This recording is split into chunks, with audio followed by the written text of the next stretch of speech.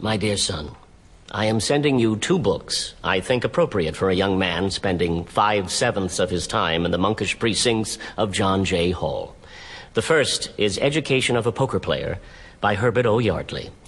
Read it in secret, hide it whenever you leave quarters, and you'll be rewarded with many unfair but legal advantages over friend and enemy alike. The second book I think you should share with your young companions. It is Sex Without Guilt, by a man who will take his place in history as the greatest humanitarian since Mahatma Gandhi, Albert Ellis, Ph.D.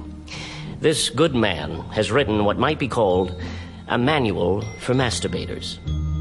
The result, mailed in plain wrapper under separate cover, is one of those fortuitous events in which the right man collides with the right idea at precisely the right time. This whole new approach, this fresh wind blowing under the sheets, so to speak, this large-hearted appeal for cheerful self-pollution invokes perhaps a deeper response in my heart than in most, for I, sneaky, timorous, incontinent little beast with my Paphian obsessions, was never wholesomely at home with my penile problem, all because of that maggoty, mountainous pustule of needless guilt that throbbed like an abscess in my young boy's heart. This is an exercise of language. Es un ejercicio de lenguaje y estilo. Acaba de leer a Nabokov, juega con ello, me entretiene, se entretiene a sí mismo. On warm summer nights, while exuberant girl-hunting contemporaries scampered in and out of the brush beneath high western stars, I, dedicated fool, lay swooning in my bed with no companion save the lewd and smirking demons of my bottomless guilt. Lo primero que hice fue echarme a reír y lo segundo coger un diccionario. Cowering there in seminal darkness, liquescent with self-loathing, attentive only to the stealthy rise and crafty ebbing of my dark scrotumnal blood, fearful as a lechwe, yet firmer of purpose than any rotting buffalo, I celebrated the rights of Shua's son with sullen resignation. Poor little chap on a summer's night, morosely masturbating. Even now, more than 3 decades later, even now, when I forget a friend's name, or mislay my spectacles, or pause in mid-sentence idiocy, even now, such lapses set a clammy chill upon my heart. It's then, while panic tightens my sagging throat, that I whisper to myself, it's true after all, it does make you crazy. It does cause the brain to soften. Why? Oh, why did I like it so much? Why didn't I stop while I was still ahead of the game?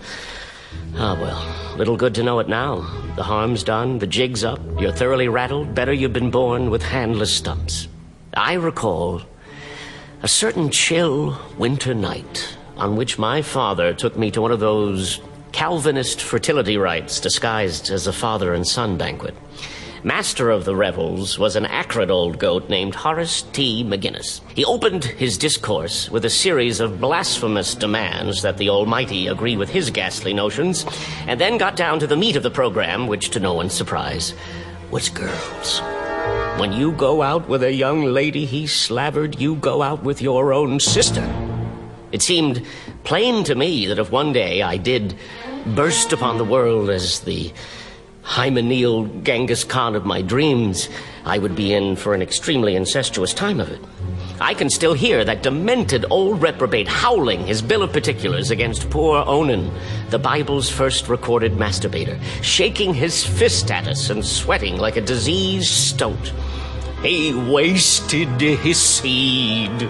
Oh, monstrous, shameful, nameless act. He spilled it right out onto the ground, all of it. And this displeased the Lord, and the Lord slew him. Yet, the more I think on it, the more positive I become that you will never truly be able to comprehend in all its horror that interminably sustained convulsion which was your father's youth. It's only reasonable that this should be so, since you had so many advantages that were denied to me.